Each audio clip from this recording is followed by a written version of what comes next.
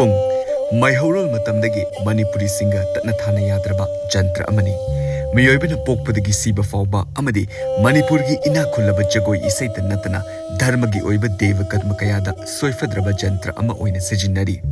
Manipur da Pung Asi Maidingu Kuyoi Tompoki Sana Haktakta Haibadi Kristaptagi Chahi Chamaga Yankai Maridagi Chaniga Humfumari Asida Maidingu Sana Kutmakna Santhom Pung Haiba Pung Asina Ihan Hanbo Oina Putoki Haina Tajanari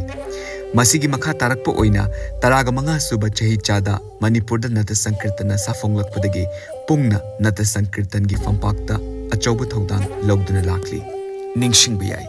Manipur da Nata Sankirtan na Safonglak Tringai Bangladesh Pala Natraga Bangladesh Pala Lairamki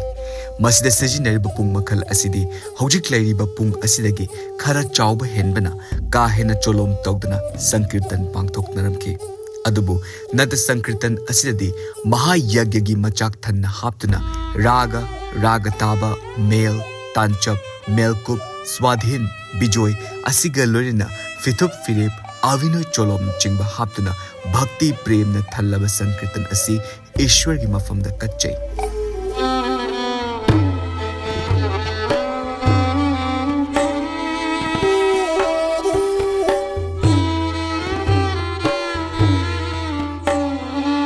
Haiba Pung Asibu Thinbidna Amadi Malemda Manipurgi Ina Kulaba Kala Sing Asibu Saktakpi Basingi Manumda Oja Yumnam Bhumeshwor Singsu Amani Masagi Chahi Mapan Khaktamak Naidingaidigi Pung Asi Manipurgi Masak Naidba Guru Singda Tambiraktuna Ngashi Fauba Miyam Amadi Ishwargi Thogal Kaidana Pangthokpiri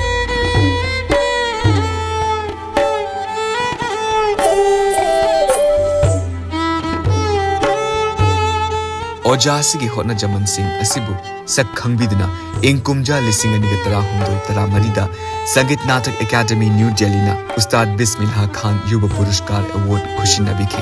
Hojik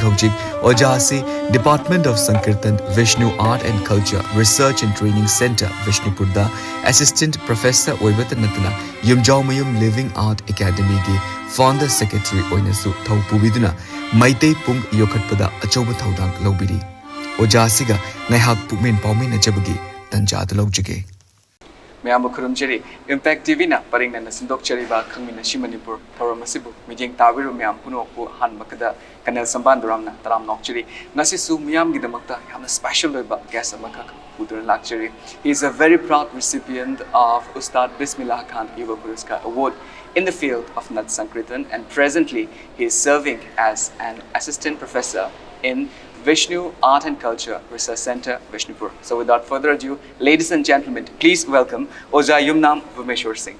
Oza, Taram Nokcheri, Ozaga Unazara Kanda, Kui, where would I sanazing Bese Quidi, Amadikui Haidar, but because of present situation in Manipur, present turmoils in Ozaga Unazaba Gitanjas, the Dum Ayet Papa and Doma de Dumpira label, but Sri Govindagi. Thokzal dagi habatar ngasidi Sri Govindagi Masai Gol maksida habatar Ozaga unama fangzaba soza yamna su nungai je yamna su harau pokje khangdaba ke amakak su Ozaga ge khoina khanghorani haida na keno tokzare Ozagi ngasi fau bagi journey sida habatar Ozana Koigi Manipur society is in the field of art and culture, in the field of composition da viviba contribution mayam sigidamak so yan han boina Ozabu thagacho fongdokcheri. Thank you for all your contribution haina hana hokzage Oza I hana so koigi impact TV abadi Colonel Bu am khailai tana sigumba khudong sabam pibi bagi thagachari Yanungai Oza Oza do hanbada khoina khangjaning base Oza Oza as a pung artist amoina Oza de khoina yan hana khangjaning base Oza matau karam tokna khoigi hozik Manipur da unariba khoigi deva karma khoigi myamda thinariba pungse matau karam tokna Manipur da horakhiba ke kamaina Manipur da lakhiba ke kamaina pusalakhiba ke habagi brief history amaka kama hana aina khangjaning Oza Funny Thamjage akoigi Colonel Manipur da akoina hozik Colonel na hangbiba pung haibase Masi akoina makhal ani thokna yengba yai habadi akoina Vaishnavism si laudring hi mamangda akoigi Maitei haiba society adagi atopa koi chakpa sing ko akoina Manipur si tongan furup kya mana khundaraga lerambanina kanglu macha khaidok tana lerambanina makhoi myamna sizinaramba adumba ꯑꯩꯈꯣꯏꯒꯤ ꯌꯩꯅꯅꯕ ꯄꯨꯡ ꯃꯈꯜꯁꯦ ꯌꯩꯅꯅꯕ instrument ꯍꯥꯏꯇꯥꯔꯦꯀꯣ ꯃꯁꯤꯕꯨꯁꯨ ꯄꯨꯡ ꯍꯥꯏꯅ ꯑꯗꯨꯝ ꯈꯪꯅꯩ ꯑꯗꯨꯒ ꯄꯨꯡ ꯍꯥꯏꯕꯁꯦ ꯑꯩꯈꯣꯏꯅ ꯃꯩꯇꯩꯔꯣꯟꯒꯤ ꯑꯔꯤꯕ ꯂꯦꯡꯒ꯭ꯋꯦꯖꯇ ꯍꯥꯏꯇꯥꯔꯦ ꯑꯔꯤꯕ ꯋꯥꯍꯩ ꯑꯣꯏꯅ ꯃꯐꯝ ꯀꯌꯥ ꯑꯃꯗꯁꯨ ꯑꯩꯈꯣꯏꯅ ꯁꯤꯖꯤꯟꯅꯕ ꯊꯦꯡꯅꯩ ꯍꯥꯏꯕꯗꯤ ꯑꯩꯈꯣꯏꯅ ꯂꯝꯁꯦ ꯑꯩꯈꯣꯏ ꯄꯨꯡ ꯀꯣ ꯑꯍꯣꯡ ꯄꯨꯡ ꯑꯗꯒꯤ ꯅꯣꯡꯃꯩ ꯄꯨꯡ ꯀꯥꯏꯅ ꯁꯨꯃꯥꯏꯅ ꯍꯥꯏ ꯁꯨꯃꯥꯏꯅ ꯑꯇꯣꯞꯄ ꯄꯨꯡ ꯍꯥꯏꯕ ꯋꯥꯔꯗꯁꯦ ꯑꯩꯈꯣꯏ ꯁꯤꯖꯤꯟꯅꯅꯕ ꯌꯩꯅꯅꯕꯁꯤ ꯈꯛꯇ ꯅꯠꯇꯕ ꯍꯥꯏꯇꯥꯔꯦ ꯑꯇꯣꯞꯄ ꯋꯥꯔꯗꯇꯁꯨ ꯁꯤꯖꯤꯟꯅꯩ ꯑꯗꯨꯃꯥꯏꯅ ꯑꯩꯈꯣꯏꯅ ꯊꯦꯡꯅꯖꯩ ꯑꯗꯨꯒ ꯃꯅꯤꯄꯨꯔꯒꯤ ꯑꯣꯏꯅ ꯑꯩꯈꯣꯏꯒꯤ ꯃꯩꯇꯩ ꯁꯣꯁꯥꯏꯇꯤ ꯍꯥꯏꯇꯥꯔꯦꯀꯣ ꯑꯩꯈꯣꯏꯒꯤ ꯅꯤꯡꯊꯧ ꯄꯥꯟꯕ ꯑꯩꯈꯣꯏꯒꯤ ꯄꯥꯈꯪꯕ ꯏꯕꯨꯙꯧ ꯄꯥꯈꯪꯕꯒꯤ ꯃꯥꯒꯤ ꯆꯥꯗꯥ ꯅꯧꯗꯥꯁꯤꯒꯤ ꯃꯇꯨꯡ ꯏꯟꯅ ꯄꯨꯡ ꯀꯔꯝꯍꯥꯏꯅ ꯁꯦꯝꯈꯤ ꯍꯥꯏꯇꯥꯔꯒꯗꯤ ꯑꯩꯈꯣꯏ 33 ADꯗ ꯅꯤꯡꯊꯧ ꯑꯣꯏꯕ ꯄꯥꯈꯪꯕꯁꯦ ꯁꯤꯒꯤ ꯃꯆꯥꯅꯨꯄꯥ ꯈꯨꯌꯣꯏ ꯇꯣꯝꯄꯣꯛ ꯍꯥꯏꯅ ꯈꯪꯅꯕ ꯁꯤ ꯃꯥꯒꯤ ꯍꯥꯛꯇꯛꯇ ꯑꯩꯈꯣꯏꯅ ꯄꯨꯡꯁꯦ ꯃꯔꯨ ꯃꯅꯥꯎ ꯑꯅꯤ ꯄꯥꯟꯕ ꯄꯨꯡ ꯑꯃꯈꯛ ꯑꯦꯁꯇꯥꯕ꯭ꯂꯤꯁ ꯇꯧꯕ ꯍꯧꯋꯦ ꯃꯁꯤꯒꯤ ꯄꯨꯡꯁꯤꯒꯤ ꯃꯔꯝꯗ ꯍꯥꯏꯐꯦꯠꯇꯪ ꯑꯩ ꯁꯝꯂꯞꯅ ꯍꯥꯏꯖꯒꯦ ꯑꯩꯈꯣꯏꯒꯤ ꯄꯨꯡꯁꯤ ꯑꯍꯥꯟꯕꯗ ꯑꯩꯈꯣꯏꯒꯤ ꯀꯩꯒꯤ ꯃꯎꯟꯁꯦ ꯁꯤꯅ ꯑꯩꯈꯣꯏꯒꯤ ꯁꯦꯝꯃꯀꯥꯟꯗ ꯄꯨꯡꯁꯤ ꯌꯩꯅꯅꯕ ꯍꯣꯠꯅꯕ ꯃꯇꯝꯗ ꯑꯩꯈꯣꯏꯒꯤ ꯆꯩꯊꯥꯔꯣꯟ ꯀꯨꯝꯕꯥꯕꯅꯆꯤꯡꯕꯗꯁꯨ ꯄꯜꯂꯤꯀꯣ ꯃꯁꯦ ꯑꯇꯣꯞꯄ ꯂꯥꯏꯔꯤꯛꯁꯤꯡꯗꯁꯨ ꯄꯜꯂꯤ ꯑꯗꯣ ꯀꯩꯒꯤ ꯃꯈꯣꯟ ꯑꯗꯨꯃꯥꯏꯅ ꯈꯣꯡꯂꯛꯄ ꯑꯗꯒꯤ ꯑꯗꯨꯒꯤ ꯃꯊꯪꯗ ꯑꯩꯈꯣꯏ ꯁꯖꯤꯒꯤ ꯃꯎꯟꯁꯤꯅ ꯁꯦꯝꯃꯀꯥꯟꯗ ꯇꯤꯡꯉꯒ ꯃꯃꯥꯏ ꯑꯣꯏꯔꯒ ꯌꯩꯕ ꯃꯇꯝꯗ ꯁꯖꯤ ꯑꯗꯨꯃꯥꯏꯅ ꯈꯣꯡꯉꯦ ꯍꯥꯏꯗꯅ ꯑꯩꯈꯣꯏ ꯃꯤꯊꯣꯂꯣꯖꯤꯒꯤ ꯋꯥꯔꯤꯒꯤ ꯇꯥꯏꯞꯁꯨ ꯍꯥꯏꯐꯦꯠ ꯇꯧꯏꯀꯣ ꯑꯗꯨꯃꯥꯏꯅ ꯃꯃꯩꯊꯪꯗ ꯑꯩꯈꯣꯏꯒꯤ ꯁꯟꯒꯤ ꯃꯃꯥꯏꯁꯦ ꯁꯎꯟꯁꯦ ꯂꯧꯔꯀꯥꯟꯗ ꯄꯨꯡꯁꯦ ꯇꯤꯡꯉꯀꯥꯟꯗ ꯌꯩꯔꯀꯥꯟꯗ ꯑꯗꯨꯃꯥꯏꯅ ꯄꯨꯡꯒꯤ ꯃꯈꯣꯟ ꯊꯣꯛꯈꯤ ꯑꯗꯨꯅ ꯑꯩꯈꯣꯏꯒꯤ ꯈꯨꯌꯣꯏ ꯇꯣꯝꯄꯣꯛ ꯍꯥꯏꯗꯤ ꯏꯕꯨꯙꯧ ꯄꯥꯈꯪꯕꯒꯤ ꯃꯆꯥꯅꯨꯄꯥꯁꯤꯅꯏꯍꯥꯟ ꯍꯥꯟꯅ ꯑꯩꯈꯣꯏꯒꯤ ꯃꯅꯤꯄꯨꯔꯗ ꯄꯨꯡꯁꯦ ꯃꯥꯅ ꯄꯨꯊꯣꯛꯈꯤ ꯑꯗꯨ ꯍꯥꯏꯔꯤꯕ ꯄꯨꯡꯁꯤ ꯃꯃꯥꯏ ꯑꯅꯤ ꯄꯥꯜꯂꯦ ꯍꯥꯏꯕꯗꯤ ꯂꯦꯐ ꯔꯥꯏꯠ ꯑꯣꯏꯕ ꯄꯨꯡꯅꯤ ꯑꯗꯨꯒ ꯃꯥꯒꯤ ꯃꯃꯤꯡꯁꯦ ꯁꯟꯊꯣꯡ ꯄꯨꯡ ꯍꯥꯏꯗꯅ ꯀꯧꯏ ꯍꯥꯏꯗꯅ ꯑꯗꯨꯃꯥꯏꯅ ꯑꯦꯀꯣꯔꯗꯤꯡ ꯇꯨ ꯆꯩꯊꯥꯔꯣꯟ ꯀꯨꯝꯕꯥꯕꯀꯣ ꯑꯩꯈꯣꯏ ꯀ꯭ꯔꯣꯅꯤꯀꯜꯗ ꯃꯦꯟꯁꯟ ꯇꯧꯋꯦ ꯁꯨꯃꯥꯏꯅ ꯑꯩꯈꯣꯏꯒꯤ ꯄꯨꯡꯁꯤ ꯂꯩꯔꯦ ꯂꯩꯕꯁꯤꯗꯩꯗ ꯑꯩꯈꯣꯏꯒꯤ ꯆꯛꯄꯒꯤꯁꯨ ꯄꯨꯡ ꯇꯣꯉꯥꯟꯅ ꯂꯩ ꯑꯩꯈꯣꯏ ꯆꯛꯄ ꯍꯥꯏꯔꯒ ꯑꯩꯈꯣꯏꯅ ꯁꯤ ꯑꯟꯗ꯭ꯔꯣꯒꯨꯝꯕ ꯐꯌꯦꯡꯒꯨꯝꯕꯁꯦꯀꯣ ꯃꯈꯣꯏꯗ ꯁꯤꯖꯤꯟꯅꯔꯤꯕ ꯄꯨꯡꯁꯤꯁꯨ ꯑꯃꯨꯛ ꯑꯩꯈꯣꯏꯗꯒꯤ ꯈꯤꯇꯪ ꯗꯤꯐ꯭ꯔꯦꯟ ꯑꯣꯏꯕ ꯂꯩ ꯍꯥꯏꯕꯗꯤ ꯃꯣꯏꯗ ꯑꯩꯈꯣꯏꯒꯤ ꯈꯣꯡ ꯍꯥꯏꯅ ꯈꯪꯅꯩꯌꯦꯕꯀꯣ ꯑꯩꯈꯣꯏꯅ ꯄꯨꯡꯁꯦ ꯍꯧꯖꯤꯛ ꯑꯩꯈꯣꯏꯒꯤꯗꯤ ꯂꯦꯗꯔꯅ ꯃꯃꯥꯏ ꯑꯣꯏꯗꯅ ꯃꯔꯤ ꯑꯣꯏꯗꯅ ꯍꯧꯖꯤꯛꯀꯤ ꯈꯣꯡ ꯍꯥꯏꯁꯤꯗꯤ ꯃꯥꯒꯤ ꯁ꯭ꯄꯦꯁꯤꯌꯦꯂꯤꯇꯤꯁꯦ ꯀꯩꯅꯣ ꯍꯥꯏꯔꯀꯥꯟꯗ ꯑꯩꯈꯣꯏꯒꯤ ꯂꯦꯗꯔ ꯌꯥꯎꯗꯦꯕ ꯑꯩꯈꯣꯏꯒꯤ ꯎꯁꯦ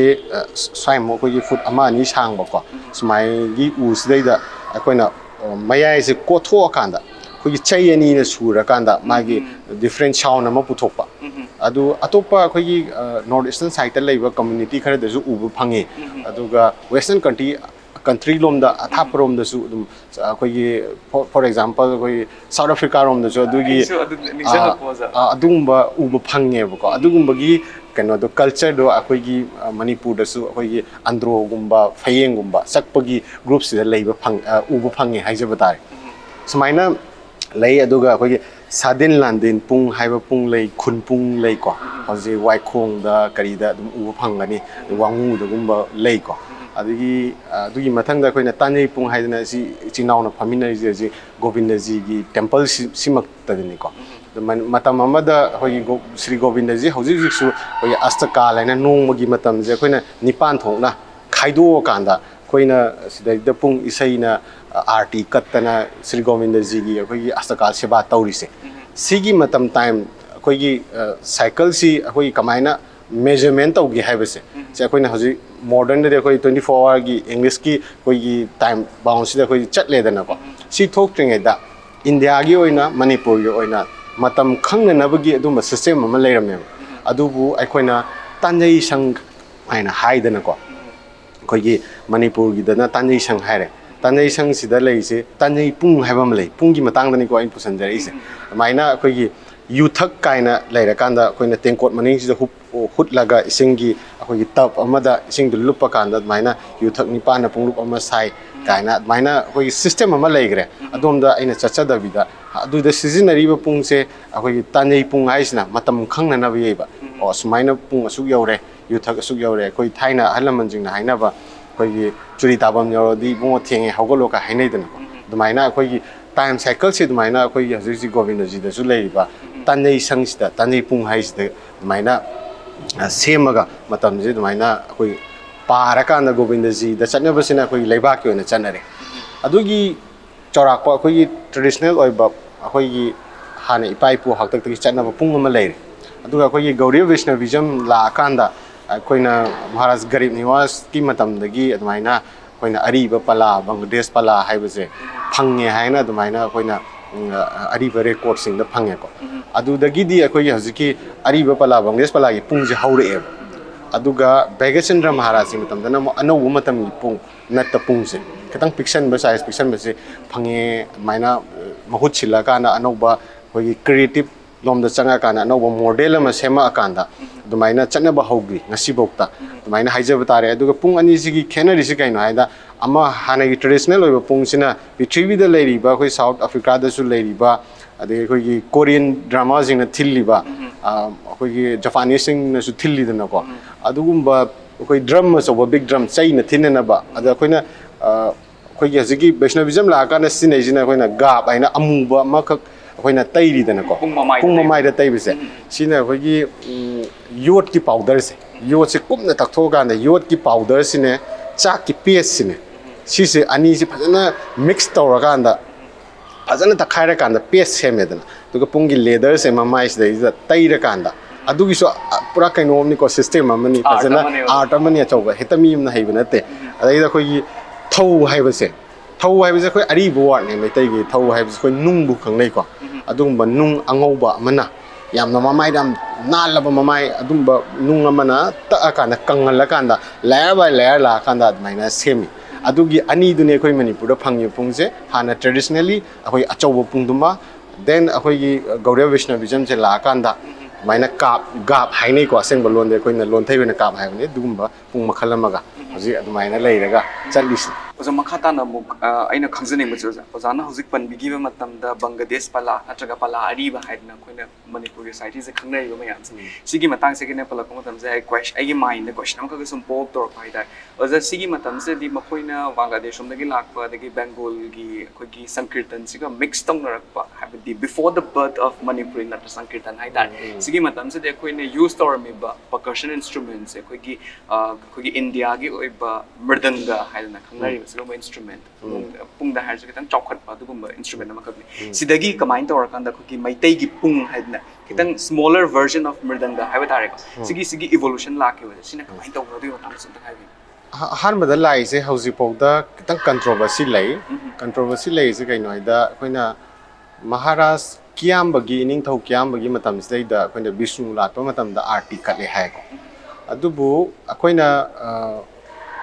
ꯀꯤꯌꯥꯝꯕꯒꯤ ꯃꯇꯝꯁꯤꯗꯩꯗ ꯑꯩꯈꯣꯏꯅ ꯑꯩꯈꯣꯏꯒꯤ ꯕꯤꯁꯅꯨ ꯂꯥꯠꯄꯁꯤꯡ ꯃꯇꯝꯁꯤꯗꯩꯗ ꯑꯩꯈꯣꯏꯅ ꯏꯁꯩ ꯁꯛꯈꯤꯕ꯭ꯔꯥ ꯅꯠꯇ꯭ꯔꯒ ꯄꯨꯡ ꯌꯩꯈꯤꯕ꯭ꯔꯥ ꯍꯥꯏꯕꯁꯤ ꯌꯥꯝꯅ ꯀꯟꯇ꯭ꯔꯣꯚꯔꯁꯤ ꯂꯩ ꯑꯣꯖꯥ ꯀꯥꯡꯕꯨ ꯑꯃꯅ ꯑꯩꯈꯣꯏꯒꯤ ꯍꯤꯁꯇ꯭ꯔꯤꯁꯦ ꯑꯩꯈꯣꯏꯅ ꯈꯤꯇꯪ ꯉꯟꯈꯠꯍꯟꯅꯤꯡꯕꯒꯤ ꯋꯥꯈꯜꯂꯣꯟ ꯂꯩꯕꯤꯕ ꯌꯥꯎꯏ ꯑꯗꯨꯒ ꯑꯁꯦꯡꯕ ꯐꯥꯏꯟꯗꯤꯡꯗ ꯇꯧꯁꯦ ꯍꯥꯏꯕ ꯑꯣꯄꯤꯅꯤꯌꯟ ꯑꯅꯤ ꯊꯣꯛꯅ ꯂꯩꯕ ꯌꯥꯎꯏ ꯑꯗꯨꯃꯛꯄꯨ ꯑꯩꯈꯣꯏꯅ ꯍꯧꯖꯤꯛꯀꯤ ꯑꯗꯨꯝ ꯃꯌꯥꯝꯅ ꯑꯗꯨꯝ ꯌꯥꯅꯩ ꯕꯠ ꯑꯩꯒꯤ ꯏꯁꯥꯒꯤ ꯔꯤꯁꯔꯁ ꯋꯥꯛꯇꯗꯤ ꯑꯩꯈꯣꯏꯅ ꯃꯁꯤ ꯑꯩꯅ ꯀꯣꯝꯄ꯭ꯔꯤꯖꯟ ꯇꯧꯗꯅ ꯍꯥꯏꯗꯤ ꯀꯤꯌꯥꯝꯕꯒꯤ ꯃꯇꯝꯗꯗꯤ ꯍꯧꯖꯤꯛ ꯕꯤꯁꯅꯨꯄꯨꯔꯗ ꯂꯩꯕ ꯐꯨꯔꯥꯁꯤ ꯁꯥꯗꯦ ꯑꯩꯈꯣꯏ ꯑꯦꯀꯣꯔꯗꯤꯡ ꯇꯨ ꯑꯥꯔꯀꯤꯑꯣꯂꯣꯖꯤꯅ ꯄꯤꯕ ꯔꯤꯄꯣꯔꯠꯇꯁꯨ ꯑꯩꯈꯣꯏ ꯍꯧꯖꯤꯛ ꯁꯥꯔꯤꯕ ꯐꯨꯔꯥꯁꯤꯒꯤ ꯃꯦꯇꯔꯤꯌꯦꯜꯁꯦ ꯑꯩꯈꯣꯏ ꯀꯤꯌꯥꯝꯕꯒꯤ ꯃꯇꯝꯗꯗꯤ ꯑꯣꯏꯒꯗꯕ ꯃꯥꯟꯗꯦ ꯈꯔ ꯂꯦꯇꯔ ꯄꯥꯔꯠꯇ ꯑꯣꯏꯕ ꯑꯣꯏꯒꯅꯤ ꯏꯚꯟ ꯚꯩꯒꯆꯟꯗ꯭ꯔꯒꯤ ꯃꯇꯝ ꯁ꯭ꯋꯥꯏꯁꯤꯗꯐꯥꯎ ꯑꯣꯏꯕ ꯌꯥꯏ ꯍꯥꯏꯗꯅ ꯑꯗꯨꯃꯥꯏꯅ ꯄꯤꯕꯅꯤꯅ ꯃꯇꯨꯡ ꯏꯟꯅ ꯑꯥꯔꯀꯤꯑꯣꯂꯣꯖꯤ ꯗꯤꯄꯥꯔꯠꯃꯦꯟꯅ ꯄꯤꯕꯁꯦ ꯑꯥꯔꯀꯤꯑꯣꯂꯣꯖꯤꯅ ꯄꯤꯕ ꯍꯥꯏꯁꯦ ꯑꯗꯨꯝ ꯑꯩꯈꯣꯏꯅ ꯈꯔ ꯑꯗꯨꯝ ꯀꯩꯅꯣ ꯑꯣꯏꯅ ꯂꯧꯅꯕ ꯌꯥꯏꯗꯅꯀோ ꯑꯗꯨꯃꯥꯏꯅ ꯂꯩ ꯑꯗꯨꯅ ꯑꯩꯈꯣꯏ ꯍꯧꯖꯤꯛꯀꯤ ꯃꯇꯝꯗꯨꯗ ꯁꯤꯖꯤꯟꯅꯔꯝꯕ ꯄꯨꯡꯁꯤ ꯁꯤꯖꯤꯟꯅꯔꯝꯕ ꯌꯥꯏ ꯁꯤꯖꯤꯟꯅꯔꯝꯗꯕ ꯌꯥꯏ ꯑꯗꯨꯒꯤ ꯆꯞ ꯆꯥꯕ ꯑꯩꯈꯣꯏ ꯀꯅꯥꯁꯨ ꯍꯥꯏꯕꯗ ꯈꯤꯇꯪ ꯉꯝꯗꯦ ꯍꯥꯏꯇꯥꯔꯦꯀꯣ ꯑꯗꯨꯃꯛꯄꯨ ꯑꯩꯈꯣꯏꯅ ꯃꯗꯨꯒꯤ ꯃꯇꯨꯡꯗ ꯑꯩꯈꯣꯏꯅ ꯕꯪꯒ꯭ꯂꯥꯗꯦꯁ ꯄꯂꯥꯒꯤ ꯄꯨꯡ ꯑꯆꯧꯕ ꯍꯥꯏꯅ ꯁꯤ ꯏꯚꯟ ꯒꯣꯕꯤꯟꯗꯖꯤꯗ ꯑꯩꯈꯣꯏꯅ ꯑꯥꯔꯇꯤ ꯀꯠꯄꯗ ꯑꯗꯨꯝ ꯊꯦꯡꯅꯒꯅꯦꯕꯀꯣ ꯍꯥꯏꯔꯤꯕ ꯄꯨꯡꯁꯤꯗꯤ ꯃꯄꯥꯟꯗ ꯍꯧꯖꯤꯛ ꯀꯔꯅꯦꯜꯅ ꯄꯟꯕꯤꯔꯤꯕ ꯄꯈꯋꯥꯁꯨꯒꯗꯤ ꯗꯤꯐ꯭ꯔꯦꯟꯅꯦꯕ ꯌꯥꯝꯅ ꯈꯦꯠꯅꯈ꯭ꯔꯦꯕ ꯍꯥꯏꯗꯤ ꯃꯗꯨꯒꯤ ꯄꯨꯡꯁꯦ ꯑꯩꯈꯣꯏꯅ ꯕꯪꯒ꯭ꯂꯥꯗꯦꯁꯇꯒꯤ ꯂꯥꯛꯇꯥꯔꯒꯁꯨ ꯕꯪꯒ꯭ꯂꯥꯗꯦꯁꯇ ꯍꯧꯖꯤꯛ ꯂꯩꯔꯤꯕ꯭ꯔꯥ ꯍꯥꯏꯗꯤ ꯂꯩꯇꯦꯀꯣ ꯑꯗꯣ ꯑꯩꯈꯣꯏꯒꯤ ꯑꯣꯟ ꯀ꯭ꯔꯤꯌꯦꯇꯤꯞ ꯑꯣꯏꯕ ꯄꯔꯀꯁꯟ ꯑꯃꯗꯤ ꯑꯣꯏꯒꯗꯣꯔꯤꯕꯅꯤ ꯕꯠ ꯀꯅꯥꯅ ꯁꯥꯒꯤ ꯀꯃꯥꯏꯅ ꯇꯧꯈꯤ ꯍꯥꯏꯕꯒꯤ ꯔꯦꯀꯣꯔꯗꯇꯤ खितंग थीबा वाबगी वानेब अदुमाइना अदुगी पुंगदु खितंग चावी मखोन पौई अदुगा मखोनजे कोई मेलोडी मदि यावे अदुगा हौजिक बैगेचंद्र महाराज सि मतुंगदगी लाइब पुंगजिसु अखोइना थेंगांग क्यारक्ता सेमदोक्रे हाइना लौबुदि याय बट करिनो हाइकांदा मदुगी पुंगदो तसेंगना सिगी साइज नि सिमकनि हाइबदि कनानसु हाइबो ngamnade चौरापा पिक्सल लि हाइबगी वादनेबको ꯑꯗꯨꯃꯥꯏꯅ ꯂꯩ ꯑꯅꯤꯁꯤꯒꯤ ꯈꯦꯠꯅꯕꯁꯦ ꯑꯗꯨꯃꯥꯏꯅ ꯑꯆꯧꯕ ꯄꯨꯡꯁꯤꯗꯒꯤ ꯍꯧꯖꯤꯛ ꯃꯌꯥꯝꯅ ꯔꯦꯀꯣꯔꯗꯇ ꯊꯝꯅꯔꯤꯁꯦ ꯚꯩꯒꯆꯟꯗ꯭ꯔꯒꯤ ꯃꯍꯥꯔꯥꯖ ꯃꯇꯝꯗ ꯚꯩꯒꯆꯟꯗ꯭ꯔ ꯃꯍꯥꯔꯥꯖꯀꯤ ꯃꯇꯝꯁꯤꯗ ꯑꯩꯈꯣꯏꯅ ꯔꯥꯁꯀꯨꯝꯕ ꯌꯩꯔꯛꯄꯗꯗꯤ ꯄꯨꯡ ꯃꯅꯥꯎ ꯈꯤꯇꯪ ꯄꯤꯛꯁꯟꯕꯁꯤꯅ ꯔꯥꯁꯀꯤ ꯃ꯭ꯌꯨꯖꯤꯛ ꯏꯟꯁꯇ꯭ꯔꯨꯃꯦꯟ ꯌꯥꯎꯔꯛꯄ ꯈꯣꯠꯄꯗ ꯑꯗꯨꯃꯥꯏꯅ ꯈꯤꯇꯪ ꯚꯥꯞꯅ ꯁꯥꯟꯅꯕ ꯍꯥꯏꯕ ꯌꯥꯏ ꯑꯗꯨꯒ ꯑꯣꯏꯒꯗꯕꯗꯨ ꯈꯟꯕ ꯍꯥꯏꯕ ꯌꯥꯏ ꯑꯗꯨꯃꯥꯏꯅ ꯈꯟꯅꯔꯀꯥꯟꯗ ꯉꯁꯥꯏ ꯑꯩꯅ ꯈꯟꯖꯕꯗꯗꯤ ꯂꯦꯇꯔ ꯄꯥꯔꯠꯇ ꯁꯦꯝꯕ ꯑꯣꯏꯒꯅꯦꯅ ꯈꯜꯂꯤ ꯍꯥꯟꯅ ꯚꯩꯒꯆꯟꯗ꯭ꯔꯒꯤ ꯃꯇꯝꯗꯁꯨ ꯍꯥꯏꯕꯗꯤ ꯍꯥꯏꯅꯩ ꯕꯠ ꯀꯌꯥꯝ ꯆꯨꯝꯗꯣꯏꯅꯣ ꯍꯥꯏꯕꯗꯨꯗꯤ ꯀꯅꯥꯁꯨ ꯍꯥꯏꯕ ꯉꯝꯅꯗꯦ ꯑꯗꯨꯃꯥꯏꯅ ꯊꯝꯖꯒꯦ ꯑꯩ ꯑꯣꯖꯥ ꯌꯥꯝꯅꯁꯨ ꯃꯔꯤꯛ ꯆꯨꯝꯅ ꯍꯥꯏꯕ ꯇꯥꯔꯦ ꯑꯩꯈꯣꯏꯅ ꯈꯪꯖꯅꯤꯡꯕ ꯃꯌꯥꯝ ꯑꯃꯁꯦ ꯍꯤꯁꯇꯣꯔꯤꯀꯦꯜ ꯄꯔꯁꯄꯦꯛꯇꯤꯚꯇꯒꯤ ꯍꯧꯔꯀꯥꯟꯗ ꯏꯚꯣꯂꯨꯁꯟ ꯑꯣꯐ ꯄꯨꯡꯁꯦ ꯑꯣꯖꯥꯅ ꯌꯥꯝ ꯐꯖꯅ ꯑꯦꯀꯥꯗꯃꯤꯀꯦꯂꯤꯁꯨ ꯑꯗꯨꯝ ꯅꯩꯅꯔꯤ ꯌꯥꯝꯅꯁꯨ ꯅꯨꯡꯉꯥꯏꯖꯩ ꯑꯣꯖꯥꯗ ꯑꯩꯅ ꯑꯗꯨꯝ ꯑꯩꯒꯤ ꯏꯁꯥꯁꯤꯗ ꯄꯨꯡ ꯎꯕ ꯃꯇꯝꯗ ꯑꯩꯈꯣꯏꯅ ꯄꯨꯡ ꯍꯥꯏꯕꯁꯦ ꯑꯣꯖꯥ ꯑꯩꯈꯣꯏꯅ ꯈꯪꯅꯔꯦ ꯃꯅꯤꯄꯨꯔꯤ ꯁꯣꯁꯥꯏꯇꯤꯁꯤꯗꯗꯤ ꯄꯣꯛꯄꯗꯒꯤꯅ ꯁꯤꯕ ꯐꯥꯎꯕꯁꯦ ꯑꯗꯨꯝ ꯑꯩꯈꯣꯏꯒ ꯄꯨꯡꯒ ꯑꯩꯈꯣꯏꯒ ꯁꯥꯒꯣꯟꯅꯔꯀꯥꯟꯗ ꯑꯗꯨꯝ ꯂꯩꯒꯗꯣꯔꯤꯅꯤ ꯑꯣꯖꯥ ꯑꯗꯣ ꯑꯩꯅ ꯎꯖꯕ ꯃꯇꯝꯗ ꯑꯣꯖꯥ ꯑꯩꯒꯤ ꯃꯥꯏꯟꯗ ꯁꯤꯁꯦ ꯍꯪꯕꯁꯦ ꯑꯦꯄ꯭ꯔꯣꯄ꯭ꯔꯤꯌꯦꯠ ꯑꯣꯏꯕ꯭ꯔꯥ ꯑꯣꯏꯗꯕ꯭ꯔꯥꯗꯤ ꯈꯪꯗꯦ ꯑꯦꯄ꯭ꯔꯣꯄ꯭ꯔꯤꯌꯦꯠ ꯑꯣꯏꯗꯕ ꯇꯥꯔꯒꯗꯤ ꯑꯣꯖꯥꯅꯁꯨ ꯉꯥꯛꯄꯤꯅꯦꯅ ꯈꯟꯖꯩ ꯑꯣꯖꯥ ꯑꯗꯣ ꯑꯩꯅ ꯈꯪꯖꯅꯤꯡꯕꯁꯦ ꯑꯣꯖꯥ ꯑꯩꯈꯣꯏꯒꯤ ꯚꯥꯏꯁꯅꯕꯤꯖꯝ ꯑꯣꯔ ꯚꯥꯏꯁꯅꯕꯥꯏꯠ ꯀꯜꯆꯔꯁꯦ ꯑꯩꯈꯣꯏꯒꯤ ꯃꯅꯤꯄꯨꯔꯗ ꯑꯦꯗꯣꯞ ꯇꯧꯕ ꯃꯇꯝꯁꯤꯗ there are certain do's and don'ts that we follow in this particular culture. ꯑꯗꯣ ꯁꯤꯒꯤꯁꯤꯗ ꯑꯣꯖꯥ ꯑꯩꯈꯣꯏꯅ ꯑꯍꯤꯝꯁꯥꯁꯤꯗ ꯌꯥꯝꯅ deeply rooted ꯑꯣꯏꯕ ꯑꯗꯨꯒꯨꯝꯕ ꯀꯩꯅꯣ ꯕꯤꯂꯤꯐ ꯁꯤꯁꯇꯦꯝ ꯑꯃꯈꯛ ꯂꯩꯕ ꯃꯇꯝꯁꯤꯗ ꯄꯨꯡꯁꯦ ꯑꯩꯈꯣꯏꯅ ꯌꯦꯡꯕ ꯃꯇꯝꯗ ꯉꯁꯥꯏ ꯑꯩꯈꯣꯏꯅ ꯍꯤꯁꯇ꯭ꯔꯤ ꯑꯣꯐ ꯄꯨꯡꯗꯁꯨ ꯍꯥꯏꯕꯤꯈꯤꯕ ꯀꯩꯒꯤ ꯃꯎꯟꯅ ꯑꯗꯒꯤ ꯁꯖꯤꯒꯤ ꯃꯎꯟꯅ ꯑꯗꯒꯤ ꯁꯟꯒꯤ ꯃꯎꯟꯅ ꯀꯥꯏꯅ ꯑꯗꯨꯃꯥꯏꯅ ꯃꯌꯥꯝꯒ ꯍꯥꯏꯈꯤꯕ ꯑꯃ ꯂꯩꯕꯗꯣ ꯑꯣꯖꯥ ꯍꯧꯖꯤꯛ ꯍꯧꯖꯤꯛ ꯌꯨꯁ ꯇꯧꯔꯤꯕ ꯄꯨꯡꯁꯤꯗꯤ ꯑꯩꯈꯣꯏꯒꯤ ꯁꯟꯒꯤ ꯃꯎꯟꯅ ꯑꯗꯨꯃꯥꯏꯅ ꯀꯩꯅꯣ ꯁꯦꯝꯃꯦ ꯍꯥꯏꯗꯅ ꯑꯗꯨꯃꯥꯏꯅ ꯍꯥꯏꯕꯤꯕ ꯁꯤꯒꯤ ꯃꯇꯥꯡꯁꯤꯗ ꯑꯣꯖꯥ ꯑꯩꯈꯣꯏꯅ ꯔꯤꯆꯨꯋꯦꯂꯤꯁꯇꯤक ꯄꯔꯁꯄꯦꯛꯇꯤꯚꯇ ꯄꯨꯁꯜꯂꯛꯄ ꯌꯥꯍꯜꯂꯤ ꯁꯤꯒꯤ ꯑꯦꯛꯁꯦꯞꯇꯦꯟꯁ ꯑꯃ ꯂꯩꯔꯤꯁꯦ ꯑꯣꯖꯥ ꯁꯤꯗꯤ ꯀꯃꯥꯏꯅ ꯑꯣꯏꯗꯣꯏꯅꯣ ꯃꯁꯤ ꯀꯔꯅꯦꯜ ꯌꯥꯝ ꯐꯖꯩ ꯀꯣꯏꯁꯟꯁꯦ ꯌꯥꯝꯅꯁꯨ ꯑꯩꯈꯣꯏꯅ ꯈꯨꯝꯕꯗ ꯈꯤꯇꯪꯗꯤ ꯂꯨꯏ ꯕꯠ ꯑꯩꯒꯤ ꯑꯣꯏꯅ ꯄꯔꯁꯣꯅꯦꯜ ꯑꯣꯏꯅ ꯑꯩ ꯍꯥꯏꯖꯒꯦ ꯀꯩꯅꯣ ꯍꯥꯏꯀꯥꯟꯗ ꯑꯩꯈꯣꯏꯅ ꯃꯤꯑꯣꯏꯕꯅ ꯂꯣꯏꯅ ꯁꯦꯝꯃꯦ ꯑꯩꯈꯣꯏ ꯁꯤꯁꯇꯦꯝ ꯃꯌꯥꯝꯁꯦ ꯑꯩꯈꯣꯏꯒꯤ ꯕꯦꯗ ꯑꯣꯏꯔꯁꯨ ꯁꯥꯁꯇ꯭ꯔ ꯑꯣꯏꯔꯁꯨ ꯕꯤꯂꯤꯐ ꯇꯧꯕꯒꯤ ꯋꯥꯅꯤ ꯑꯗꯨꯕꯨ ꯃꯤꯑꯣꯏꯕꯒꯤ ꯑꯩꯈꯣꯏꯒꯤ ꯋꯥꯈꯜꯁꯤꯗꯒꯤ ꯃꯤꯑꯣꯏꯕ ꯁꯃꯥꯖꯁꯦ ꯀꯃꯥꯏꯅ ꯍꯤꯡꯗꯒꯦ ꯀꯃꯥꯏꯅ ꯑꯩꯈꯣꯏꯅ ꯁꯁꯇꯦꯅꯦꯕꯜꯁꯦ ꯀꯃꯥꯏꯅ ꯑꯩꯈꯣꯏ ꯑꯣꯏꯒꯗꯒꯦ ꯖꯦꯅꯦꯔꯦꯁꯟ ꯇꯨ ꯖꯦꯅꯦꯔꯦꯁꯟ ꯑꯩꯈꯣꯏ ꯀꯃꯥꯏꯅ ꯍꯤꯡꯒꯗꯒꯦ ꯍꯥꯏꯕ ꯀꯥꯟꯗ ꯂꯣ ꯀꯩꯀꯩꯁꯦ ꯔꯨꯜ ꯃꯌꯥꯝꯁꯦ ꯁꯦꯝꯃꯛꯄ ꯃꯇꯝꯗ ꯑꯩꯈꯣꯏꯒꯤ ꯙꯔꯃꯒꯤ ꯑꯩꯈꯣꯏꯒꯤ ꯑꯣꯏꯕ ꯒ꯭ꯔꯟꯊ ꯃꯌꯥꯝꯁꯦ ꯑꯩꯈꯣꯏꯒꯤ ꯁꯝꯅ ꯍꯥꯏꯔꯀꯥꯟꯗ ꯑꯩꯈꯣꯏ ꯕꯦꯗ ꯂꯩꯔꯤꯕ ꯑꯩꯈꯣꯏꯒꯤ ꯃꯩꯇꯩꯗ ꯍꯥꯏꯔꯁꯨ ꯄꯨꯌꯥ ꯂꯩꯔꯤꯕ ꯁꯨꯃꯥꯏꯅ ꯗꯨ ꯑꯦꯟ ꯗꯣꯟꯁ ꯃꯌꯥꯝꯁꯦ ꯙꯔꯃꯒꯤ ꯔꯦꯁꯇ꯭ꯔꯤꯛꯁꯟꯁꯤꯅ ꯊꯝꯃꯛꯑꯦ ꯍꯥꯏꯇꯥꯔꯦ ꯑꯗꯨꯅ ꯃꯤꯑꯣꯏꯕꯒꯤ ꯏꯚꯣꯂꯨꯁꯟꯗꯗꯤ ꯀꯔꯅꯦꯜꯅ ꯈꯪꯕꯤꯗꯨꯉꯥꯏ ꯑꯩꯈꯣꯏ ꯁꯥ ꯇꯥꯜꯂꯒ ꯆꯥꯔꯛꯏꯀꯣ ꯑꯥꯏꯔꯟ ꯑꯦꯖ ꯂꯩ ꯁ꯭ꯇꯣꯟ ꯑꯦꯖ ꯂꯩ ꯑꯗꯨꯃꯥꯏꯅ ꯍꯤꯡꯉꯛꯄꯅꯤ ꯑꯗꯨ ꯃꯇꯝꯗ ꯑꯩꯈꯣꯏ ꯔꯤꯂꯤꯖꯟ ꯂꯩꯇꯦ ꯀꯩꯝ ꯂꯩꯔꯛꯇꯦꯀꯣ ꯑꯐꯇꯔ ꯑꯩꯈꯣꯏꯅ ꯗꯦꯕꯂꯞ ꯇꯧꯔꯛꯑꯀꯥꯟꯗ ꯃꯤꯑꯣꯏꯕꯅ ꯑꯗꯨꯒꯤ ꯑꯩꯈꯣꯏ ꯈꯤꯇꯪ ꯄꯥꯔꯇꯤꯁꯟ ꯈꯥꯏꯔꯛꯄ ꯍꯥꯏꯇꯥꯔꯦ ꯑꯗꯨꯃꯥꯏꯅ ꯑꯩꯒꯤ ꯋꯥꯈꯜꯗ ꯈꯜꯂꯤ ꯐꯣꯔ ꯑꯦꯛꯖꯥꯝꯄꯜ ꯑꯩꯈꯣꯏꯅ ꯁꯤꯕꯗ ꯑꯩꯈꯣꯏ ꯌꯦꯡꯕ ꯌꯥꯏ ꯃꯍꯥꯗꯦꯕꯁꯦ ꯑꯩꯈꯣꯏ ꯃꯥꯅ ꯁꯦꯠꯂꯤꯕꯁꯦ ꯑꯩꯈꯣꯏ ꯀꯩꯒꯤ ꯃꯣꯟꯅꯤꯀꯣ ꯑꯗꯣ ꯃꯥꯅ ꯈꯤꯡꯉꯤꯕ ꯄꯥꯏꯔꯤꯕ ꯄꯨꯡꯗꯨꯁꯨ ꯑꯩꯈꯣꯏ ꯗꯝꯔꯨ ꯍꯥꯏꯔꯤꯁꯤꯁꯨ ꯑꯩꯈꯣꯏꯒꯤ ꯁꯥꯒꯤ ꯃꯑꯣꯡꯗ ꯁꯥꯕ ꯉꯥꯛꯇꯅꯤ ꯑꯗꯨꯃꯥꯏꯅ ꯂꯩꯕꯁꯦ ꯑꯩꯈꯣꯏꯒꯤ ꯒꯧꯔꯤꯌꯥ ꯚꯩꯁꯅꯕꯤꯖꯝꯗꯁꯨ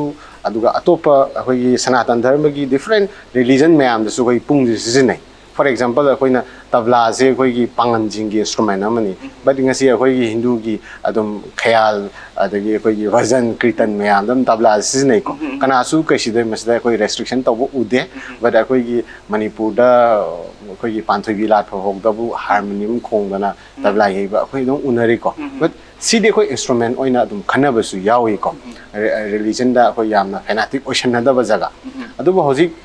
ꯏꯟꯁꯇ꯭ꯔꯨꯃꯦꯟꯗ ꯁꯥꯎꯟꯁꯦ ꯁꯤꯖꯤꯟꯅꯔꯒ ꯑꯩꯈꯣꯏꯒꯤ ꯌꯥꯝ ꯁꯦꯡꯉꯕ ꯒꯧꯔꯤꯌꯥ ꯚꯩꯁꯅꯕꯤꯖꯝꯁꯤꯗ ꯀꯃꯥꯏꯅ ꯏꯁꯣꯔꯃꯛꯅꯤ ꯍꯥꯏꯅ ꯂꯧꯔꯤꯕꯅꯣ ꯄꯨꯡꯁꯦ ꯑꯩꯈꯣꯏꯅ శ్రీ ꯒꯣꯕꯤꯟꯗꯖꯤꯒꯤ ꯑꯩꯈꯣꯏꯒꯤ ꯃꯨꯔꯇꯤꯃꯛꯅꯤ ꯍꯥꯏꯅ ꯂꯧꯏꯅꯤ ꯔꯥꯙꯥ ꯀ꯭ꯔꯤꯁꯅ ꯑꯅꯤꯃꯛꯀꯤ ꯑꯄꯨꯟꯕ ꯁꯛꯇꯝꯅꯤ ꯍꯥꯏꯗꯅ ꯑꯩꯈꯣꯏ ꯄꯨꯡꯁꯦ ꯈꯜꯂꯤꯅꯦꯕꯀꯣ ꯑꯗꯩ ꯃꯅꯥꯎꯒꯤ ꯁꯔꯨꯛꯁꯤꯅ ꯏꯕꯨꯡꯉꯣꯒꯤ ꯁꯔꯨꯛꯅꯤ ꯃꯤꯠꯀꯤ ꯁꯔꯨꯛꯅꯤ ꯀꯥꯏꯅ ꯑꯩꯈꯣꯏꯅ ꯕꯤꯂꯤꯞ ꯇꯧꯕ ꯑꯩꯈꯣꯏꯅ ꯙꯔꯟ ꯍꯥꯏꯇꯥꯔꯦ ꯙꯣꯔꯣꯟ ꯍꯥꯏꯅꯩꯀꯣ ꯑꯩꯈꯣꯏꯒꯤ ꯚꯩꯁꯅꯕꯤꯖꯝꯒꯤ ꯑꯩꯈꯣꯏꯒꯤ ꯀꯩꯅꯣꯁꯤ ꯆꯠꯅꯂꯣꯟꯁꯤꯗꯗꯤ ꯑꯗꯨꯃꯥꯏꯅ ꯈꯟꯅꯕ ꯄꯣꯠꯁꯤ ꯁꯥꯎꯟꯅ ꯀꯃꯥꯏꯅ ꯁꯤꯖꯤꯟꯅꯩꯅꯣ ꯍꯥꯏꯇꯥꯔꯒꯗꯤ ꯑꯩꯈꯣꯏꯅ ꯄꯣꯠ ꯑꯃ ꯄꯨꯡ ꯁꯦꯝꯐꯝꯗꯗꯤ ꯍꯦꯛꯇ ꯄꯨꯡ ꯁꯦꯝꯃꯤ ꯃꯤꯗꯨꯅ ꯃꯈꯣꯡꯅ ꯀꯥꯎꯗꯅ ꯈꯣꯠꯇꯅ ꯄꯨꯡꯁꯦ ꯁꯦꯝꯃꯛꯏꯅꯦꯕ ꯇꯧꯏꯒꯨꯝꯕ ꯁꯨꯝ ꯑꯩꯈꯣꯏꯅ ꯄꯨꯡꯁꯦ ꯁꯪꯀꯤꯔꯇꯟꯗ ꯄꯨꯁꯟꯒꯦ ꯍꯥꯏꯇꯥꯔꯒꯗꯤ ꯃꯥꯒꯤ ꯄꯨꯡꯌꯣꯝ ꯌꯣꯝꯗꯅ ꯃꯟꯇ꯭ꯔ ꯊꯤꯗꯅ ꯇꯨꯜꯁꯤ ꯄꯠꯇ꯭ꯔꯅ ꯈꯤꯛꯇꯣꯛꯇꯅ ꯑꯩꯈꯣꯏꯒꯤ ꯁꯦꯡꯗꯣꯛ ꯈꯣꯠꯇꯣꯛꯇꯅ ꯇꯧꯔꯀꯥꯟꯗ ꯏꯁꯣꯔꯒꯤ ꯄꯨꯖꯥ ꯇꯧꯕ ꯃꯐꯝ ꯑꯃꯗ ꯄꯨꯁꯟꯈꯤ ꯇꯥꯔꯒꯗꯤ ꯃꯥꯗꯣ ꯁꯦꯡꯉꯦ ꯍꯥꯏꯅ ꯑꯩꯈꯣꯏꯅ ꯕꯤꯂꯤꯞ ꯇꯧꯕꯗꯨꯅꯤ ꯊꯥꯖꯅꯕꯗꯨꯅꯤ ꯂꯩꯔꯤꯁꯦ ꯍꯥꯏꯕꯗꯤ ꯑꯩꯈꯣꯏ ꯁꯝꯅ ꯀꯅꯥꯒꯨꯝꯕ ꯑꯃꯅ ꯅꯥꯔꯦ ꯍꯥꯏ ꯀꯥꯟꯗ ꯚꯦꯖꯤꯇꯦꯔꯤꯌꯟ ꯑꯣꯏꯕ ꯃꯤꯗꯣ ꯏꯟꯖꯦꯛꯁꯟꯗꯤ ꯀꯥꯞꯄꯤꯗꯅꯀꯣ ꯏꯟꯖꯦꯛꯁꯟꯗꯨꯗ ꯀꯔꯤ ꯀꯔꯤ ꯃꯦꯇꯔꯤꯌꯦꯜ ꯍꯥꯞꯄꯤꯅꯣ ꯃꯥꯒꯤ ꯀꯝꯄꯣꯖꯤꯁꯟꯗꯣ ꯀꯔꯤ ꯀꯔꯤꯅꯣ ꯌꯦꯔꯨꯝ ꯆꯥꯗꯕ ꯃꯤꯗꯨꯁꯨ ꯁꯥꯒꯤ ꯄ꯭ꯔꯣꯇꯤꯟꯒꯤ ꯑꯗꯨꯝ ꯍꯥꯞꯄꯤꯗꯅ ꯐꯣꯔ ꯑꯦꯛꯖꯥꯝꯄꯜ ꯃꯤꯑꯣꯏꯕ ꯁꯣꯁꯥꯏꯇꯤꯁꯤꯡꯅ ꯃꯨꯟꯅ ꯈꯜꯂꯒꯗꯤ loina kasu sigi restriction je lai roidra na khali but akoina vilip tadi Gauriya Vishnu Vision gi vilip tadi tulsi haise khwaidi gi seng adana tulsi patrana khikto khraba mantra na achamon taw raba sing dudi iswari phomna katpa yare samna tribal amana hega purapa lafoi do iru zadra ga su adum akoi lafoi do samtho ga nong ta govinda ji da katte dana ko adumaina ai gi wakhan di adumaina mantra na tulsi na sengdo ka na iswar mani khalla ka na di seng da ba hai du leite yam ngai sigi matang si so khoi gi RT to matam da khoina seasonary khoi gi chamber hairo sisu sagi matu mani sankha hairo sisu khoi gi part of us bone hai thawai pan pot amaka tu depending upon the purpose of the users I would acceptance dum lai hai yam ngai ta za matam da doubt sing su ta matam su clear tori hai ta makha ta no mo za ina khangjaning bu se khoina di adum di tanaraga leiraba wahai khoi gi cholom haidana pung cholom har kan de khoina layman ama kak na khare pung cholom hai dare pung thin no business mine unga ani adugumba but deeper down philosophically khoina pung cholom ji cholom har ko matam hai bata Manipuri classical dance su cholom gi magi am na chawma fa makak lei simak na su nat the sankirtan classical dance ka se gi thadok na ba ya do mari am kak lei ba sumal azada ge ina khangjaning ba se cholom hai ba se kari no azagi perspective kamai tar explain to bi ya ge khoi gi cholom se kernel khoi gi pung da tawba cholom ga khoi gi sankirtan gi manung da hai tare ko isai pala duhar sing na tawba cholom ga ani se kitang khene cholom haiba word se khona lon thai oina metai ron da seasonare adubu masiga aseng root ti sanskrit ki word chalan haiba se gi la in ko khoi gi leng bo ot pa movement tawba se adu akhoi da cholom haina ngasi lon thai oina akhoi na seasonare cholom si akhoi kana gomba scholar sing na akhoi thang ta dagi lawi adu dagi lawi hybrid sing ba different opinion le adu aigi oina aigi personal aigi kanoma haijau hai taragadi akhoi gi history ga akhoi na naksanaraga kana gomba na haibire ini ko akhoi salan gi matam da akhoi sankirtan tawbunina koget ka se chaung upis akhoi samna hai tare protection gi damak ta tawrini adagi phajom kunjal lai khattana namai takhatana akhoi khonge laksan dana toise ta lan chat pa yana na bani haibagi wakhalon da sagat ba theory amasu lai madu aigi oina di madu kitang aina kitang ya ningba wat pa hai ba tare ko aigi wakhanda di kaino da Vaishnavism gi part tu haura akanda same gi ba potuga aikoina later part akoi awaga lan tawna ba boiro adu gi matam da leram duiba costume duga hauji uriba costume siga yam khenei ba hauji ki oiriba anoba aikoina khwange kana laksandana koget achouba tawdana akoi yam section ba tawrisi di later part ta semakpa adugumba fijet amane ba ngasi daina sahi yankai nifu gi mamang da leramba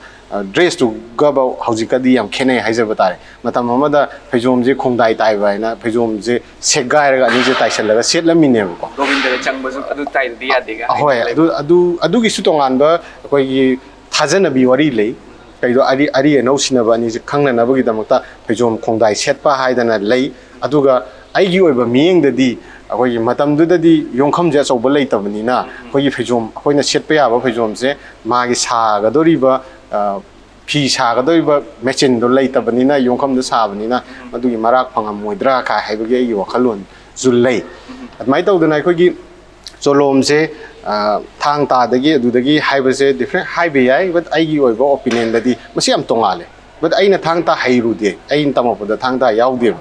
adumapu ai mungna sano hai taragadi mungna gi fire ta ngona khare di yaugane kaino ida pung haiba se daida achouba hoi kg tare ni bani pot ama pairaga hulakadori bani adagi leira kadori bani madu dai da akoi kamaina stand tawgadagi ai fire se kamai legadagi haibagi position me amje tamba ma darkar leiba for example akoina ngasi lungun hundana round leidana ngasi even atopa dance form me amana bu matau tamna gre ko masi tammi ba me amje karam kande hori hai kan yam nouri hai jaba tare akoina koi kakching di oja dhaka kaina lerami yam phawbo ko magi mathakta oja ma khak lei hai madudagi imitation tawbone ai maming do ni jingdre ko adu me amna lungun haji kakching gi dhaka gi lungun haina mainu khangnei mana tambasi akoi lei gi drai gi oja ming panjare oja padmasri oja thanilna habi bada haudong is maina hungkal akanda haudong je maina hungkal ka su long ho ka su upaga da tara idan sigi kano sidagi mana lowuni hai ko aduna tai di kaino da oza dugi mamang da ngasi dagina sahi yankhai gi mamang da di umpu gi mamang da di lunghun hai sizina deba atopa moment akan me sizina deba for example akoi Govindaji gi mandap ta akoi na pung cholom doha cholom to bama tam da khong chi akoi Vaishnov sing da utpa ya de kan na thangat ba bo ya de adugi moment jing tu da akoi na krai gi thang ta gi moment ga mani haidoi no acrobatic movement se krai da gi yawe haidoi no haise kanen questionable oidrene ngasi gi lairiba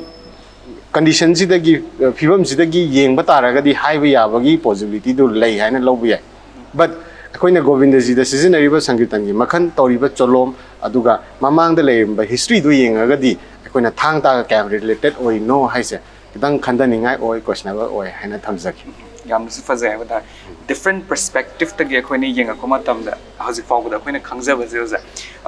cholom hai ba tar ga de khoi mit ki kumai gi oi ba ama religious perspective ta yeng ba ama khak ani si gi differences ne wala haji tak pe oja cholom gi matang longhun gi matang like kaching da gi har pa kolak origin me ama khak je oja tak pe si gi matang da ai gi mind ama khak sulak hai ba tar oja apart from the khoi na sa gi pung moi na sum nei na lei ngai si da hai ba tar oja longhun or atopa adugi form of art form hai ba tar si se khoi na tongan ba percussion instruments in the khoi ni use to just like dhulop kumba the ge khoi na newer version da hai ba tar ge dhol ba tar dhol macha gum do kan da mai na cholo me am khak tong le sigis na karam matam da gi lak no za adui duga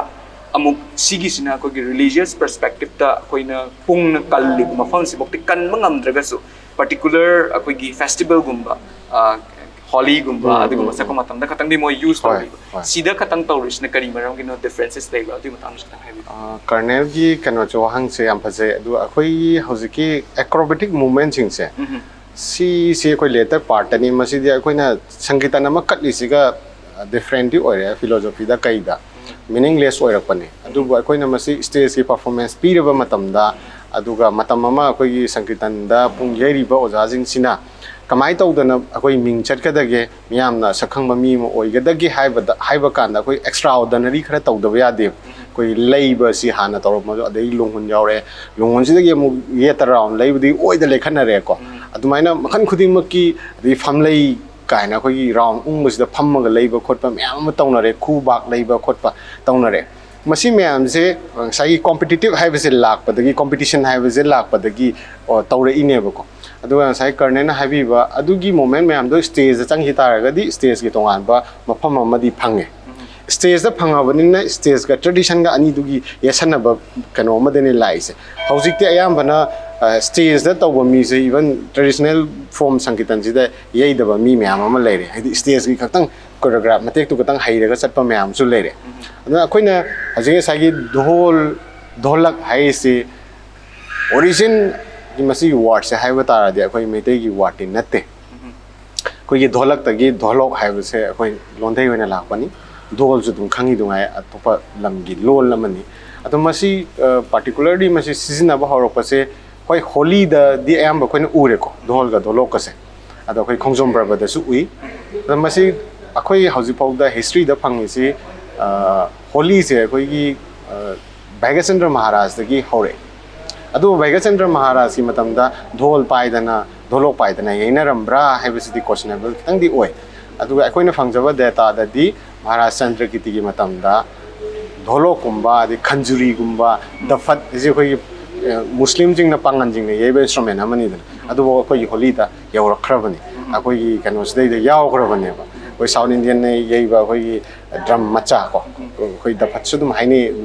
sambal londa adu mamyam se akoi holi da yaudana asidi stage da akoi oina masak ama akoi na ju tongana semi moi du hekta di manande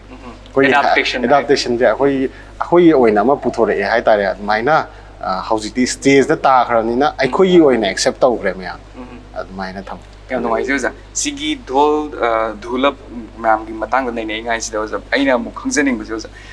dhulap sidi koina Manipur gi folk music sing sida haiba tare ko samna haraba da khongjom parba adagi moirang kang leirol adugum mayam sida koina nupi sing sina haiba tare ko dhulap sing si yam integral part moina adum thin ba uye ba adu bu ngasi phau ba di aina like correct me if I'm wrong aina ngasi phau ba di nupi ama phau ba da pung se thin ba di udre ba da aina amuk sida amuk haizening ba se khoi di ai sigi matang se I have asked with different personalities I ba da sigi matang da koina hang ba matam sida oza sing takpi ba se nupi na pung thin ba di fatte kadang hai ba da but actually ai gi answer do we bring on the ground later have that sing matang sa koina art form ka tawo matam sida have that inequality gi por ama ka sudum uza have that why not be pena hana khong ba ya de har matang ka su hojik tin pi me na pena khong na pena gi a noble perspective ama ka sudum u fangi adaptation this is a change of time have that du gi matung ina but why not improve yam bazai karne khumbasu adum ayamba khumba wanai haidu yam chumme aduga hausi equality ki wafam lagadi hausi ki society siga yengagadi kitang chanadre haiba yai but akoina religion amagi magi rules and regulation lai religion haiba su koina belief ne miyoi na thajaba isi lai tadi kam yade ko adumaina akoi gi dharma gi oiba pota sagi pena sidai da kamna restriction lai rei no lairakri no madu kamaina ngamma kana na pina pena khongri no haiba gi different history lai rangwani do manipur gi oina su sai karneno ude hariba nupi se akoi halaman singna akoi nupi singna phammaga yeibadadi koi jalakeli gumba adagi mandila pala hai ko asengmadi mandila se manjira hai go water gi lapani sumaina manjira pala gumba dadi nupi na phammaga yeiba adum photo da even google da su dum phangmani lai nupi khara prominent oiba manipur gi nupi khara pung yei gi ba lai mapan gi koi gi guru bipin singh gi magi kaino dadi students sing dadi ayamba stage performance ki ni koi haijari se ritual di manipuri nupi sing ne yeiba haibadi koi ritual hairaga su asingba srada karma dadi nataba koina koi chahi gi laiba koi pravadin jing da di julon yatra gumba kari gumba da yeibadi adum thengnare nupi sina adubu karnen gi wahang se adudagi adumakti man da braine khale haide koina ritual gi srada da luhong bada nupi na kari gi thinba yadri no haibe sine ba ko adu holy da bokti nupi na dholok thinba dhol thinba thengnare aduga koina sankritan da thinba yade haisi kari gi no hakanda sankritan haibe sidi ishor gi puja ma khakni yagna mani sankritan ji koina mahayagna ma oina longnei haibadi according to koi natya shastra gi matungina bhagavat mahapuran gi matungina admaina longnei aduna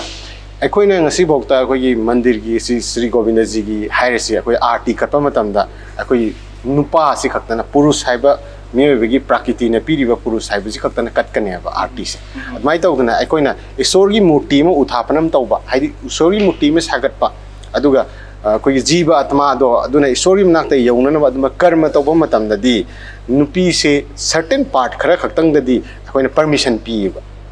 aduga whole di pi deba sai akoina sankritan gi terminology da hakanda purbaranga gi manung sida di moje allowed tau deba aduga purbaranga gi matung tarak padani sai koi history da su Vaigachandra Maharaj ji matam da koi mazai be ma bimbavati na koi raseswari pala hodok tana sankritan da enter torok tana jagoi sarak tana changbagi permission pirei se adui matam da ne adui matam da di nupi na for example pung yeirage hairesu attempt tawdabagi wani koi Vaishnav scholar mayam siga tanaragadi adui matamda di yagadoribani adumaina thamjani haujimakki di aduna purbaranga gumba ritual thoram mamang gi potsidadi koi nupina hekchanga tawbodo according to akoi Veda gi shastra gi koi religion na piba rules ki matung di yade haijabata no ngai je satisfy so oi sigi question se be something logical oina the my answers people academically them my answer people ko siam thin ngai je ta khoi de hojik tawhai de ha pot se si se tawhai de ha pot se khoi de ta ba ka shunu ngai tre ha ta but we need a reason for why it is not tawhai da bai ta aro azana dum has explain to we thank you so much oza ma khata ko se oza gi personal life is khangza ge ozana ngasi hawo mayam have the maru ba mayam takpir je ta oza gi background am di aina am ta di khangza ho ga ado tanja se lokjar kan do oza gi samla pa bai da kari lam da gi no ma ma gi ming kari ko bi ba gi chi naw na kya tam hai bi ai se ai gi hek pong na pham se hai ta de lamai dong hai na khangna ba lam du da gi ni yam nusiba kulam ne ai du da gi adu da pok pani adu da gi ai han ba da ai se football player ni football players ye koi Manipur gi represent tawra ka bok khara sanarame aduga striker on ju sanare yam coach ma'am na yam appreciate tawbire adu ai khangaudana koi football sanabam ground jida gi ꯄꯨꯡ ꯌꯩꯕ ꯑꯣꯖꯥ ꯀꯩꯀꯩ ꯂꯥꯛꯄꯁꯨ ꯎꯕꯗ ꯄꯨꯡꯁꯝ ꯌꯩꯅꯤꯡꯕꯒꯨꯝꯕ ꯑꯃ ꯐꯥꯎꯕ ꯇꯥꯟꯅꯔꯒ ꯌꯩꯔꯨꯕ ꯈꯣꯠꯂꯨꯕꯀꯣ ꯍꯥꯏ ꯇꯧꯕꯗꯒꯤ ꯑꯩꯒꯤ ꯀꯩꯅꯣꯁꯦ ꯑꯩꯈꯣꯏꯒꯤ ꯏꯙꯧꯁꯦ ꯕꯕꯥ ꯄꯣꯛꯄꯁꯦ ꯃꯥꯗꯤ ꯌꯥꯝ ꯁ꯭ꯀꯣꯂꯔꯅꯤ ꯁꯪꯁꯀ꯭ꯔꯤꯠꯀꯤ ꯑꯣꯖꯥ ꯑꯃꯅꯤ ꯑꯗꯨꯒ ꯑꯩꯈꯣꯏꯒꯤ ꯁ꯭ꯀꯨꯜꯗꯅ ꯑꯩꯈꯣꯏꯒꯤ ꯍꯤꯟꯗꯤꯒꯤ ꯑꯣꯖꯥ ꯑꯣꯏꯅ ꯂꯩꯕ ꯑꯗꯨꯒ ꯕ꯭ꯔꯥꯍꯃꯟ ꯄꯟꯗꯤꯠ ꯃꯌꯥꯝꯁꯦ ꯃꯉꯣꯟꯗ ꯂꯥꯏꯔꯤꯛ ꯇꯝꯕ ꯑꯩꯈꯣꯏꯒꯤ ꯁꯪꯁꯀ꯭ꯔꯤꯠ ꯇꯝꯕ ꯑꯗꯒꯤ ꯖꯣꯇꯤꯁ ꯇꯝꯕ ꯑꯗꯨꯝꯕ ꯇꯝꯕ ꯑꯍꯟꯅꯤ ꯃꯥꯗꯤ ꯕꯩꯁꯅꯣꯞ ꯑꯁꯦꯡꯕꯅꯤꯀꯣ ꯃꯥꯅ ꯑꯩ ꯑꯗꯨꯃꯥꯏꯅ ꯄꯥꯝꯃꯦ ꯍꯥꯏꯕꯗꯨꯗ ꯃꯥꯅ ꯑꯗꯨꯃꯥꯏꯅ ꯅꯪꯅ ꯄꯥꯝꯃꯒꯗꯤ ꯑꯩ ꯄꯨꯡ ꯂꯩꯒꯦ ꯈꯣꯠꯀꯦ ꯍꯥꯏꯔꯒ ꯑꯗꯨꯃꯥꯏꯅ ꯌꯥꯝꯅ ꯉꯜꯂꯤꯉꯩꯗꯒꯤ ꯇꯧꯔꯛꯄꯅꯤ ꯑꯗꯣ ꯑꯩ ꯉꯁꯥꯏ ꯐꯨꯠꯕꯣꯜꯒꯤꯗꯣ ꯉꯁꯥꯏꯒꯤ ꯑꯣꯜ ꯃꯅꯤꯄꯨꯔ ꯐꯨꯠꯕꯣꯜ ꯑꯦꯁꯣꯁꯤꯌꯦꯁꯟꯅ ꯑꯩꯈꯣꯏꯒꯤ ꯑꯦꯁꯤꯌꯥꯟ ꯐꯨꯠꯕꯣꯜ ꯐꯦꯗꯔꯦꯁꯟꯒꯤ ꯃꯈꯥꯗ ꯑꯩꯈꯣꯏꯒꯤ ꯏꯍꯥꯟ ꯍꯥꯟꯕ ꯑꯉꯥꯡꯗ ꯀꯣꯔꯁ ꯇꯧꯕ ꯍꯧꯕꯁꯦ ꯃꯅꯤꯄꯨꯔꯒꯤ ꯒ꯭ꯔꯥꯁꯔꯨꯠꯀꯤ ꯁꯤꯒꯤ ꯐꯥꯔꯁ ꯕꯦꯁꯅꯦ ꯑꯩꯈꯣꯏꯅ ꯇꯧꯔꯛꯏꯁꯦ ꯑꯣꯖꯥ ꯁꯥꯟꯇꯤ ꯀꯨꯃꯥꯔ ꯀꯥꯏꯅ ꯃꯇꯝꯗꯨꯗ ꯂꯩꯔꯝꯃꯤꯀꯣ ꯑꯗꯒꯤ ꯀꯛꯆꯤꯡꯒꯤ ꯑꯣꯖꯥ ꯃꯪꯒꯣꯜ ꯖꯥꯎ ꯀꯥꯏꯅ ꯍꯧꯖꯤꯛꯇꯤ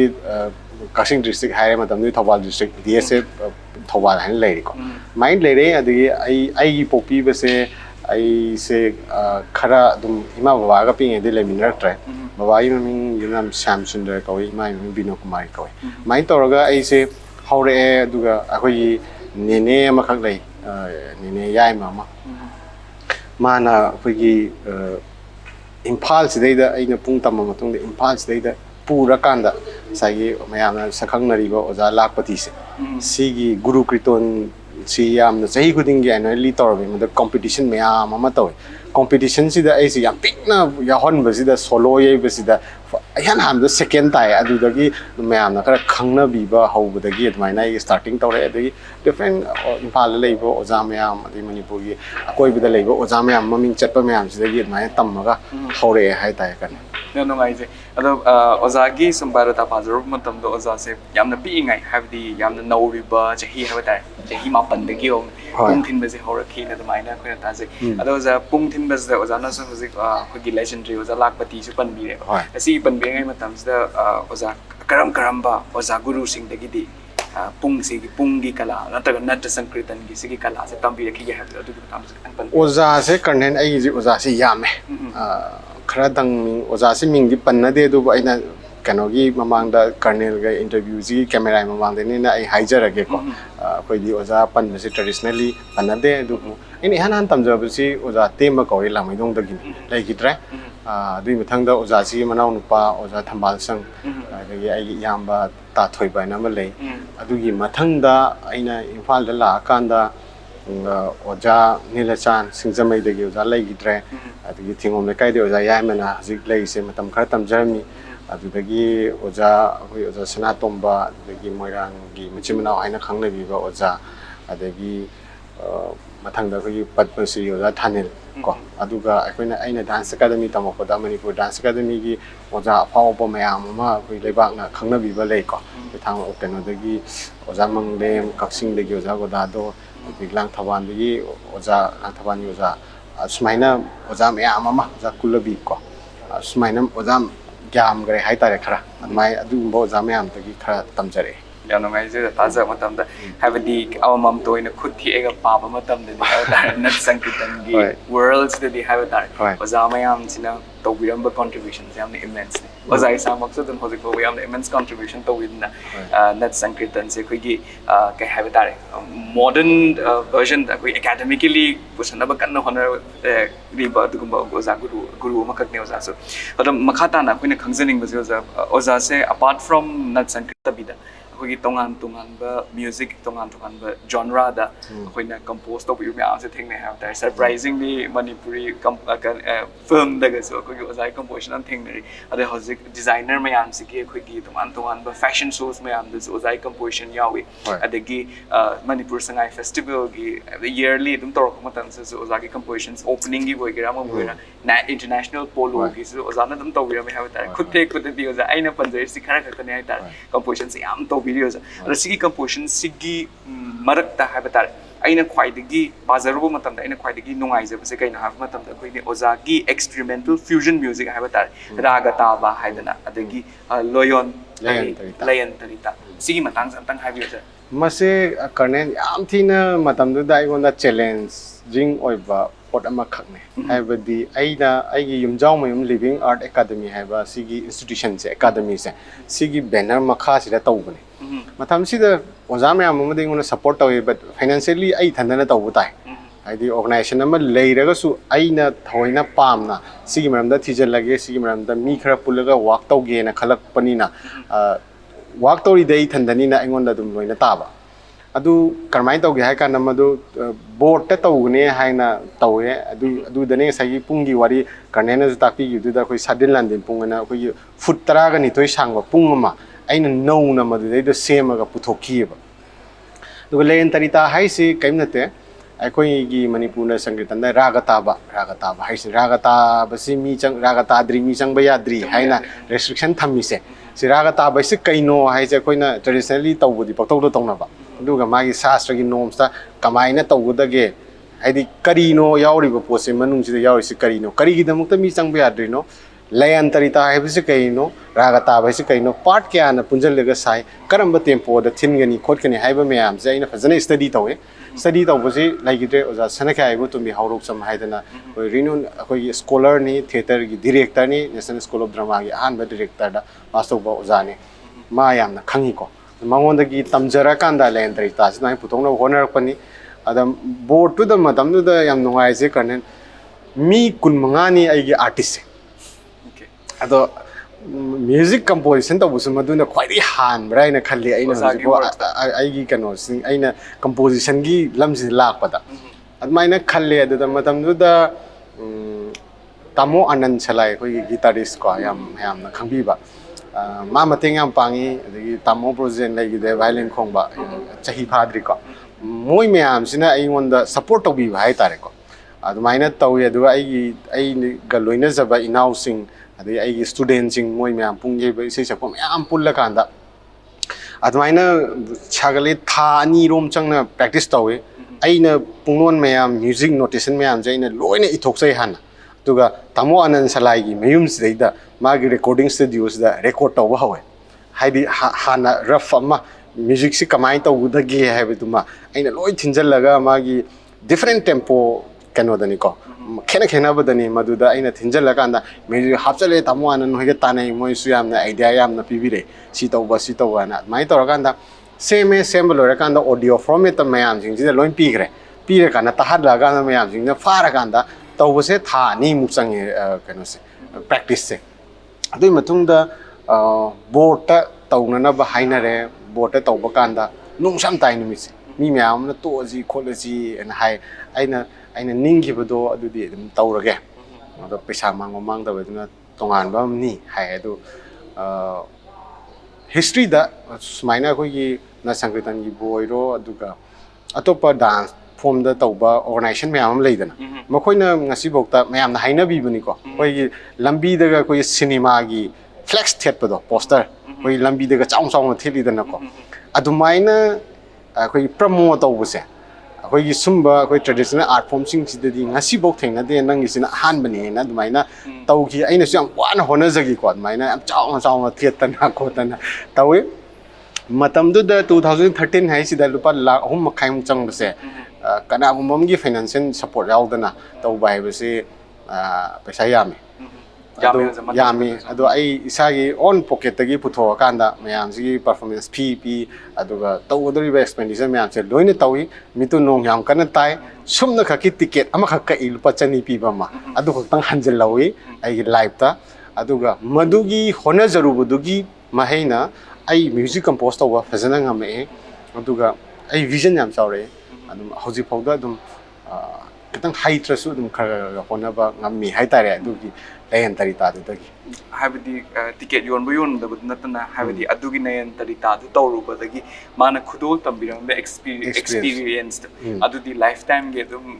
lehowdo adumak oibadan akuni achievement na miyam na haina reserve yam nungai ji sumaina modernized version da oibata ga su yam na lu ga sigumba raga tabaga haibase akuna like academically akuna study tawbusu yaba bitki kumai wena su yam nungai ba adugum makhal gi man thokre ko su matan su amukana thank you so much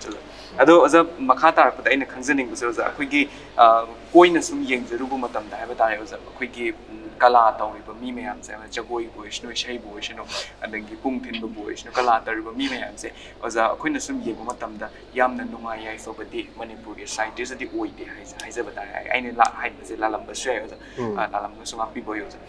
aduga sigi yamna nungai yai fana moigi life se yamna sustained oina mana pamjariba mage art form dana yamna sustained oina duaina hingbangam gidabase kari maram gino karam haina mogi life se improve to ya ga ha tadi matam sutang haibi Karnen mase hauze hauze akoigi hauze hauze ki matam sida yamna thoiba artist nangba dasa amane problem amane mase matam sangna aina sum khanjabada matam sangna akoina masi karmai tawraga hingan ga dagi haibase si policy si kitang semba wala po oina ui ai wakhanda matam amada akoina sankritanji hauze hingi ji kai noida Shraddha karma jidai Sankritanji yauraga paisa katpagi system je laibagi Sankritanji hingine Sankritanji tauraga paisa he katraba Sankritan tawbina mi lairoi haidi posit kalabu oiro any thaba moiro tawruba matungda madugi keno do paisa do laktaradi income do laktaragadi mi se hingbe ade haijari hazik any profession da laibajing je without salary pidradi loin tokineba adwaina akoi risk culture Mena koina mayamna hainariba Manipur gi culture sida hausi tawinaba mi electric se kaino haikanda hausi artist sing na phajadre wa haidi ko hoi auto thaujale cherang yonjale khoi makhan khudim ki hingne na business tawre akoi sama pho wae ko aduna sengna haikanda masi kari gino haikanda akoina institution di leirakpa institution leirakanda institution di tambiriba course to adu akoina general education ga akoina equivalent oiba ngamallaktaba Sahi mapan tamazu, sahi tara tamazu, sahi manga tamazu, drigi ma pibiba, diploma ma pibiba, madubu recognize tau biba. Adu director gadi, ako in any job ama pang mangam de na ko. Hausiki systems data. At may na kuy ni layer panina, ako na even art and culture department lay di basing sida ako na tawag apply tau bang magtaba. Hay di general education do tamudra gadi, mahidu may am hayragasu. Adu na maximum artist may am se, lay hay tabadong na lawi se, ngasigi mamang di soirak po system may am do na ni. Do hausiki academically as University of Culture laidana ama laidana affiliation to khanaratana mayama linkana rakbadai di hausiki kano se problem je solve tarokadoini chahi tara amakul magi matungdadi adumaina hausiki artist mayama mana haji wari base karino haira kandadi question ama bulai asi akoi sankritan chali jingse paisa manding na dedana ko paisa manding na gadra Asigi kano for example aina wangu bo gari thora chale ne karam thora adu wangu dagi Shraddha du da lupa lising amaga chonga thare ba ani thare ba aidi thau di lupa 700 800 ki han garane ba natra thau du hala kanda aina babok mayam halaman jing du sum katho mani oza yaro kono oza du dum kalang wani aina horen jum da pura kadu sikyan aduna aidu sustainable oibra oidabra haibdo adui matam do lai haji phejom am subada ahoi kano fish bom da piradi 100 per phejom natra adudi ahoi kamaina hingadagi haibigi question du never lies sankritan di kharabu thoi atopa art form thang ta lairi jagoi lairi moi myam je kamai hingadagi haibigi potu da never je karne na haibi artist myam wari se aduga popular music na haiba matam sei tobo myam ju sei chalaga hingwani chatra kanda di kai to Amaina akoi state culture policy have se yam darakar oire akoi culture tor bising se school college da haptana masigi chanaba mama kaino da hingnabagi wanga sunati ko khoina ngasi akoi samaj da moral down tobo ina urei se samna karnen ga iga dadi oja oja haina hapet bhakti tawnai ko karnen siu mai lambi je khong thangjen birak paine ba adu lambi de chatpa na trangasi school gi satra yam bana teachers day numita oja da kolom bi bewani boy bi bewani khurum bewani adu natabadadi kari tawre akoi mayam loi unari dana ko adu sigi akoi traditional art form jing jidadi oja u da makong so khurum nari ni adu oja da ana oja na lan ba haisu aina chummaga su madu haidabagi akoi gi chanabi tradition lairi bane ba sumaina akoi gi wakhanje control tawraga thambang amba adagi han da kari bewasi na gadagi haibse traditional art form mayam sida lei masi school college sing hapsal lagadi akoi society da hoji thaksi kasi nai driba mayam jisu farak pada yam chaw mating pangani plus culture gi hingadaba mi mayam do artist mayam do adusu hingan bang ngamgani haina sumaina thamjage yam nungai je oza yam na sa chum nga kna oza loislak bai je oza aina muk oza dagi khangjaning ba oza ingkhala iba angang sing sina haiba tare ko kari gumba pung natraga nat sankirtan se sigi se tamninge haiba tare ga kadai kadai ma famla tambe ya do tum tamas